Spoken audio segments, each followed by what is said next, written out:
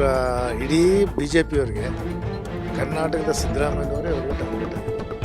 ಪ್ರತಾಪ್ ಸಿಂಹ ಅವರು ಬರೀ ಹೇಳಿಕೆ ಕೊಟ್ಕೊಂಡು ಪ್ರಶ್ನೆಯಲ್ಲಿ ಮಾತ್ರ ದೊಡ್ಡ ಹೀರೋ ಅವ್ರ ಸಾಧನೆ ಝೀರೋ. ದೇವರಿವರು ಬಿ ಜೆ ಪಿ ಒಬ್ಬರು ಮಾತ್ರ ಇರೋದು ರಾಮ ಮಂದಿರ.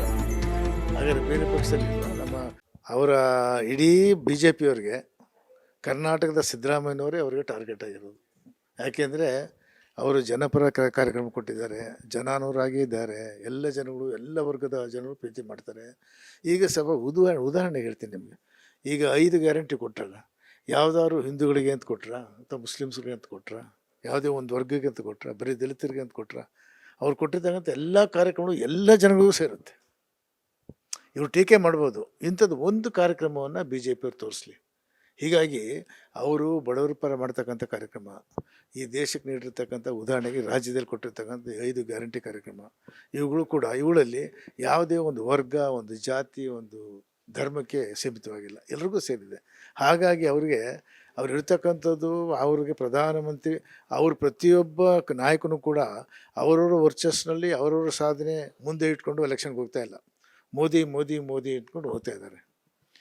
ಆದರೆ ಅವ್ರಿಗೆಲ್ರಿಗೂ ಎದುರುಗಡೆ ಕಾಣ್ತಾ ಇರ್ತಕ್ಕಂಥದ್ದು ಇವತ್ತಿನ ದಿವಸ ಸಿದ್ದರಾಮಯ್ಯನವರೊಬ್ಬರೇ. ಇಡೀ ಬಿ ಜೆ ಪಿಗೆ ಅವ್ರಿಗೆ ಕನಸು, ಅವ್ರಿಗೆ ರಾತ್ರಿನೂ ಕೂಡ ನಿದ್ದೆ ಬರ್ತಾ ಇಲ್ಲ ಇವ್ರು ನೆನೆಸ್ಕೊಂಡ್ರೆ. ಯಾಕೆಂದರೆ ಇವರು ಅಷ್ಟೊಂದು ಜನಪರ ಕಾರ್ಯಕ್ರಮ ಮಾಡ್ತಾ ಇದ್ದಾರೆ, ಜನಾನುರಾಗಿದ್ದಾರೆ, ಆಮೇಲೆ ಶುದ್ಧ ಹೆಸರಿದ್ದಾರೆ. ಇವೆಲ್ಲೋ ಇರೋದ್ರಿಂದ ಅವರಿಗೆ ಏನಾದರೂ ಮಾಡಿ ಇವ್ರು ಟಾರ್ಗೆಟ್ ಮಾಡಿ ಇವ್ರು ಮಾತಾಡಬೇಕು ಅನ್ನೋದು ಒಂದೇ ಅವರು ಒಂದು ಬಿಟ್ಟರೆ ಬೇರೆ ಯಾವುದೇ ಆರೋಪ ಮಾಡಲಿಕ್ಕೆ ಅವರಿಗೆ ಸಾಧ್ಯ ಇಲ್ಲ. ಅಲ್ಲಿಗೆ ಪ್ರತಾಪ ಸಿಂಹನ ಕೊಡುಗೆ ತಾನೇ ನಿಲ್ಲು ಅಂದರೆ ಏನಿಲ್ಲ ಅಂತ ಹೇಳ್ಕೊಂಡಾಗಾಯಿತು. ಪ್ರತಾಪ ಸಿಂಹ 2 ಬಾರಿ ಪಾರ್ಲಿಮೆಂಟ್ ಸದಸ್ಯನಾಗಿ ನನ್ನ ಸಾಧನೆ ಏನಿಲ್ಲ, ನನ್ನ ಕೊಡುಗೆ ಸಮಾಜಕ್ಕೆ ಏನಿಲ್ಲ, ಆದ್ದರಿಂದ ನಾನು ಕೇಳಬೇಕಾದ್ರೆ ಮೋದಿ ತೋರಿಸ್ಕೊಂಡೆ ನಾನು ಓಟ್ ಕೇಳ್ತೀನಿ ಅಂತ ಅವರೇ ಒಪ್ಕೊಂಡಾಗಾಯಿತು. ಸೊ ಅವರ ಮಾರ್ಕ್ಸನ್ನು ಅವರೇ 0 ಕೊಟ್ಕೊಂಡಿದ್ದಾರೆ. ಆದ್ದರಿಂದ ಇದು ಅವರ ಒಂದು ಸಾಧನೆ ತೋರಿಸ್ತದೆ. ಮತ್ತು ಅವರ ಒಂದು ಯಾವುದೇ ಒಂದು ಪ್ರಗತಿಪರವಾದಂತಹ ಕೆಲಸ ಮಾಡಿಲ್ಲ ಮತ್ತು ಅಭಿವೃದ್ಧಿ ಕೆಲಸಗಳು ಮಾಡಿಲ್ಲ. ಆದ್ದರಿಂದ ಅವರು ಮೋದಿಯನ್ನು ತೋರಿಸ್ಕೋಬೇಕು. ಸಿದ್ದರಾಮಯ್ಯನವ್ರು ಯಾಕೆ ಹೇಳ್ತಾರೆ ಅಂತ ಹೇಳಿದ್ರೆ, ಸಿದ್ದರಾಮಯ್ಯವ್ರಿಗೆ ಯಾತಕ್ಕೆ ಚರ್ಚೆಗೆ ತರ್ತಾ ಇದ್ದಾರೆ ಅಂದರೆ, ಅವ್ರು ಎಲ್ಲಿ ನಿಂತ್ಬಿಟ್ಟಾರು ಅಂತ. ಅವ್ರು ನಿಂತ್ಬಿಟ್ರೆ ನಾನು ಈಗಾಗಲೇ 0 ಆಗಿದ್ದೀನಿ, ಇನ್ನೂ 00 000 ಆಗಿಬಿಡ್ತೀನಿ ಅಂಥೇಳಿ ಅವ್ರಿಗೆ ಭಯ ಬಂದಿರಬೇಕು ಅಂತ ಕಾಣ್ತದೆ. ಹಾಗಾಗಿ ಪ್ರತಾಪ್ ಸಿಂಹ ಅವರು ಬಿಡಿ, ಈಗಾಗಲೇ ಇಡೀ ಜನಕ್ಕೆ ಗೊತ್ತಾಗಿದೆ ಅವ್ರು ಏನು ಎಂತು ಅಂತ. ನಾನು ಜಾಸ್ತಿ ಹೇಳಲಿಕ್ಕೆ ಹೋಗೋದಿಲ್ಲ ಅವ್ರ ಬಗ್ಗೆ. ಅದರಿಂದ ಬಟ್ ಈಗಲಾದರೂ ಕೂಡ ಬುದ್ಧಿ ಕಲೀಲಿ ಅಂತ ನಾನು ಹೇಳೋದು. ಖಂಡಿತ ಕಲಿಸ್ತಾರೆ. ಪ್ರತಾಪ್ ಸಿಂಹ ಅವರು ಬರೀ ಹೇಳಿಕೆ ಕೊಟ್ಕೊಂಡು ಪ್ರಶ್ನೆಯಲ್ಲಿ ಮಾತ್ರ ಅವ್ರು ದೊಡ್ಡ ಹೀರೋ ಆದರೆ ಹೊತ್ತು ಅವ್ರ ಸಾಧನೆ ಝೀರೋ, ಏನೂ ಇಲ್ಲ ಕೊಡುಗೆ. ಆದ್ದರಿಂದ ಅವ್ರು ಹೇಳ್ಕೊಂಡಿದ್ದಾರಲ್ಲ, ನಾವು ಮೋದಿ ಹೆಸರು ಹೇಳ್ಕೊಂಡು ಬರ್ತೀವಿ ಅಂತ ಹೇಳ್ಕೊಂಡಿದ್ದಾರಲ್ಲ, ಅವ್ರ ಸಾಧನೆ ಏನಿಲ್ಲ ಅಂತ ಅವರೇ ಹೇಳ್ಕೊಂಡಿದ್ದಾರೆ. ಹಾಗಾಗಿ ಇದು ಪ್ರತಾಪ್ ಸಿಂಹ ಅವರಿಗೆ ಈ ಸಾರಿ ಖಂಡಿತ ಅವರ ಅಗಲಗನಸು ಯಾವುದೇ ಕಾರಣಕ್ಕೂ ಯಾವ ರೀತಿಯೂ ಕೂಡ ಮೈಸೂರು ಮತ್ತು ಕೊಡಗು ಜಿಲ್ಲೆಯ ಜನ ಈಗಾಗಲೇ ನಿರ್ಧಾರ ಮಾಡಿದ್ದಾರೆ. ಪ್ರತಾಪ್ ಸಿಂಹ ಅವರ ಮನೆ ಕಳಿಸ್ಬೇಕಂತ ತೀರ್ಮಾನ ಮಾಡಿದ್ದಾರೆ. ಅದು ಬರಲಿ, ಅದಾಗುತ್ತೆ ಖಂಡಿತ ಅನಿಸುತ್ತೆ. ಯಾಕೆ ಅಂತ ಹೇಳಿದ್ರೆ, ರಾಮ ಇಡೀ ದೇಶದ ಜನತೆಗೆ ಭಕ್ತಿಯಿಂದ ಕಾಣ್ತಕ್ಕಂಥವ್ರು. ಅವರ ಒಂದು ಅಯೋಧ್ಯೆಯಲ್ಲಿ ಈಗ ಒಂದು ಆ ಮಂದಿರದ ಉದ್ಘಾಟನೆ ಬಗ್ಗೆ ಇವರು ತಾರತಮ್ಯ ಯಾಕೆ ಮಾಡಬೇಕು? ಈ ದೇಶದ ಎಲ್ಲ ಮುಖ್ಯಮಂತ್ರಿಗಳು ಕರೀಲಿ, ಈ ದೇಶದ ಎಲ್ಲ ಪಕ್ಷದ ನಾಯಕರನ್ನು ಕರೀಲಿ. ದೇವರಿವರು ಬಿ ಜೆ ಪಿ ಒಬ್ಬರಿಗೆ ಮಾತ್ರ ಇರೋದು ರಾಮ ಮಂದಿರ. ಹಾಗಾದರೆ ಬೇರೆ ಪಕ್ಷದಲ್ಲಿಲ್ವಾ? ನಮ್ಮ ಹಿಂದೂಗಳು ಕಾಂಗ್ರೆಸ್ಲಿಲ್ವಾ? ಬೇರೆ ಬೇರೆ ಪಕ್ಷದಲ್ಲಿಲ್ವ ಹಿಂದೂಗಳು? ಅಥವಾ ಬೇಡ, ಶ್ರೀರಾಮ ಎಲ್ಲ ವರ್ಗಕ್ಕೂ ಸೇರ್ತಾನೆ ಅಂತ ನಾವು ಹೇಳ್ತೀವಿ. ಹಾಗಿದ್ಮೇಲೆ ಎಲ್ಲ ಧರ್ಮದವರು ಕರೀರಿ, ಏನಂತ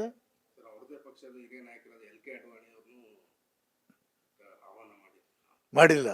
ಅಲ್ಲೇ ತೋರಿಸುತ್ತೆ ನೋಡಿ. ಹೌದೌದೌದು. ಈಗ ಈ ಬಿ ಜೆ ಪಿಯವ್ರು ಏನಪ್ಪ ಅಂತ ಹೇಳಿದ್ರೆ, ಪಾಪ LK ಅದ್ವಾನಿ ಅಂತ ಲೀಡ್ರನ್ನ ಮೂಲೆಗೆ ಹಾಕಿದ್ದಾರೆ, ಮತ್ತು ಅವ್ರು ಕರೀಲಿಲ್ಲ ಅಂತ ಹೇಳ್ತೀರಿ. ಹಾಗಾಗಿ ಅವರ ಮನಸ್ಥಿತಿ ಗೊತ್ತಾಗುತ್ತೆ. ಹೀಗಾಗಿ ನಾನು ಹೆಚ್ಚು ಹೇಳಲಾರೆ. ಇವರು ರಾಮ ಮಂದಿರ ಒಂದು ಮುಂದೆ ಇಟ್ಕೊಂಡು ಇವರು ದೊಡ್ಡ ಸಾಧನೆ ಮಾಡ್ಕೊಂಡು ಹೋಗ್ತಾ ಇದ್ದಾರೆ.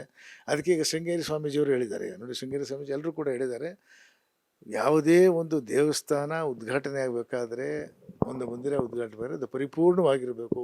ಉದ್ಘಾಟನೆ ಆಗಬೇಕಾದ್ರೆ ಅದು ಪರಿಪೂರ್ಣವಾಗಿಲ್ಲ, ಆದ್ದರಿಂದ ಅದು ಅಶುಭ, ಅದು ಒಳ್ಳೆಯದಲ್ಲ ಅಂಥೇಳಿ ಅವ್ರಿಗೆ ಸ್ವಾಮೀಜಿಗಳೇ ಬಹಿಷ್ಕಾರ ಮಾಡಿದ್ದಾರೆ ಹೋಗೋದನ್ನು. ಅಂಥದ್ರಲ್ಲಿ ಇವರು ತರಾತುರಿಯಿಂದ ಪಾರ್ಲಿಮೆಂಟ್ ಎಲೆಕ್ಷನ್ ಬರುತ್ತೆ ಅಂಥೇಳಿ ತೋರಿಸ್ಲಿಕ್ಕೋಸ್ಕರ ಇವರು ಸಾಧನೆ ಮಾಡಿದ್ದೀನಿ ತೋರಿಸ್ಕೊಂಡು ಹೋಗಿರೋದು ಜನಗಳಿಗೆ ಗೊತ್ತಾಗುತ್ತೆ. ಇವೆಲ್ಲ ಜನಗಳಿಗೆ ಇದೆಲ್ಲ ನಾಟಕ ಗೊತ್ತಾಗುತ್ತೆ. ಹಾಗಾಗಿ ಈ ನಾವು ರಾಮ ಮಂದಿರ ಉದ್ಘಾಟನೆ ಆಗಲಿ ನಾವು ಬೇಡ ಅಂತಲ್ಲ, ಬಟ್ ಅದನ್ನು ಸಂಪೂರ್ಣವಾಗಿ ಮಾಡಿ ಅದನ್ನು ಏನಿದೆ ಆ ರೀತಿ ನೀತಿಗಳ ರೀತಿ ಒಂದು ಪ್ಲ್ಯಾನ್ ಪ್ರಕಾರ ಮಾಡಿ ಇನ್ನೂ ಒಂದು 6 ತಿಂಗಳು 1 ವರ್ಷ ಆದಮೇಲೆ ಮಾಡ್ಬೋದಾಗಿತ್ತು, ಏನು ತೊಂದರೆ ಇರಲಿಲ್ಲ. ಈ ಹರಿಬರಿನಲ್ಲಿ ಮಾಡೋದ್ರಲ್ಲಿ ಇದೇ ಗೊತ್ತಾಗುತ್ತೆ ಅವ್ರಿಗೆ. ಅವ್ರ ಹತ್ರ ಯಾವುದು ಹೇಳ್ಕೊಳ್ಳಿಕ್ಕೆ ಮುಂದೆ ಜನಗಳ ಮುಂದೆ ನಮ್ಮ ಸಾಧನೆ ಏನಿದೆ ಅಂತ ಹೇಳ್ಕೊಳ್ಳಿಕ್ಕೆ ಆಗ್ತಾಯಿಲ್ಲ. ಆದರೆ ರಾಮ ಮಂದಿರ ಮುಂದೆ ತಂದು ಮುಂದಿನ ಎಲೆಕ್ಷನಲ್ಲಿ ಅವ್ರ ಬೆಳೆಗಳು ಬೀಸ್ಕೊಳ್ಳೋಕೆ ಪ್ರಯತ್ನ ಮಾಡ್ತಾ ಇದ್ದಾರೆ ಅಂತ ಅನಿಸುತ್ತೆ. ಸಿದ್ದರಾಮಯ್ಯನವರು ಅಂಥ ಪಾಪಿಷ್ಟರಲ್ಲ, ಅಂಥ ಪಾಪ ಏನೂ ಮಾಡಿಲ್ಲ ಅವರು.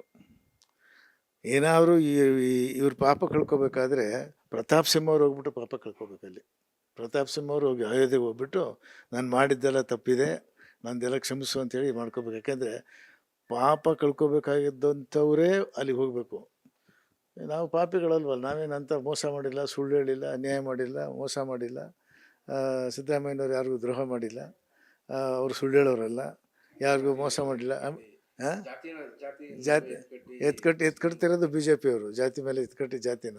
ಹಾಗಾಗಿ ಸಿದ್ದರಾಮಯ್ಯನವರು ಅವ್ರು ಹೋಗದೇ ಇರಲಿ ಶ್ರೀರಾಮ ನಮ್ಮ ಭಕ್ತರು ಅಂತ ಹೇಳ್ಕೊಂಡಿದ್ದಾರೆ. ಆಗಲೇ ನಮ್ಮೂರಲ್ಲೇ ಸಿದ್ದರಾಮನ ದೇವಸ್ಥಾನ ಇದೆ, ಅಲ್ಲೇ ನಾನು ಮಾಡ್ತಾ ಇದ್ದೀನಪ್ಪ, ನಾನು ಅಲ್ಲಿಗೇನು ಹೋಗೋದು ಬೇಕಾಗಿಲ್ಲ ಅಂತ ಹೇಳಿದ್ದಾರೆ. ಅದು ಅವ್ರ ಹೆಸರೇ ಅವ್ರ ಹೆಸರಲ್ಲೇ ರಾಮ ಅಂತ ಇಟ್ಕೊಂಡಿದ್ದಾರೆ. ಸೊ ಅದರಿಂದ ಅವರು ಅನಾವಶ್ಯಕವಾಗಿ ಅವ್ರ ಹೆಸರು ತರ್ತಾ ಇದ್ದಾರೆ. ಅವರಲ್ಲಿ ಎಲ್ಲ ಗುಣಗಳು ಇದೆ. ನಾಯಕತ್ವದ ಗುಣ ಇದೆ, ಮತ್ತು ಕ್ಷಮಿಸೋ ಗುಣ ಇದೆ, ಮತ್ತು ತ್ಯಾಗದ ಗುಣ ಇದೆ, ಎಲ್ರಿಗೂ ಸಹಾಯ ಮಾಡುವಂಥ ಗುಣ ಇದೆ, ಸರ್ವ ಜನಾಂಗದ ಶಾಂತಿ ತೋಟ ಎಲ್ಲ ಜನಾಂಗನೂ ಕಟ್ಕೊಂಡು ಹೋಗ್ಬೇಕು ಅಂತಿದ್ದಾರೆ. ಹಾಗಾಗಿ ಅವ್ರ ಮೇಲೆ ಅನಾವಶ್ಯಕವಾದವ್ರು ಮಾತಾಡೋದು ನಿಲ್ಲಿಸ್ಬಿಟ್ಟು ಇವರೇನಾದರೂ ಸಾಧನೆ ಮಾಡಿದರೆ ತೋರಿಸ್ಕೊಂಡು ಹೇಳ್ಕೊಂಡು ಬರಲಿ, ಅಷ್ಟನ್ನು ಹೇಳಿ. ಸಿದ್ದರಾಮಯ್ಯ ಸಾಹೇಬರು ಕೂಡ ಆಗಿದ್ದು ಕೂಡ ಹೇಳಿದೆ, ಅವರು ಆಹ್ವಾನ ಇಲ್ಲದೆ ಇದ್ದರೂ ನಾನು ಹೋಗ್ತೇನೆ, ಬಟ್ ಈಗ ಹೋಗೋದಿಲ್ಲ, ನಾನು ಆಮೇಲೆ ಹೋಗಿ ನಾನು ಅಯೋಧ್ಯೆ ಭೇಟಿ ಮಾಡ್ತೀನಿ ಅಂತ ಹೇಳಿದ್ದಾರೆ. ಇನ್ನು ಅದಕ್ಕಿಂತ ದೊಡ್ಡ ಮಾತೇನು ಬೇಕಾಗಿದೆ? ಅದರಿಂದ ಇವರು ಅನಾವಶ್ಯಕವಾಗಿ ತಂದು ರಾಜಕೀಯ ಮಾಡ್ತಾ ಇದ್ದಾರೆ. ಈಗಲೂ ಬುದ್ಧಿ ಬರದೇ ಇದ್ದರೆ ಜನ ಬುದ್ಧಿ ಕಲಿಸ್ತಾರೆ ಮುಂದಿನ ಎಲೆಕ್ಷನಲ್ಲಿ ಅಷ್ಟೇ.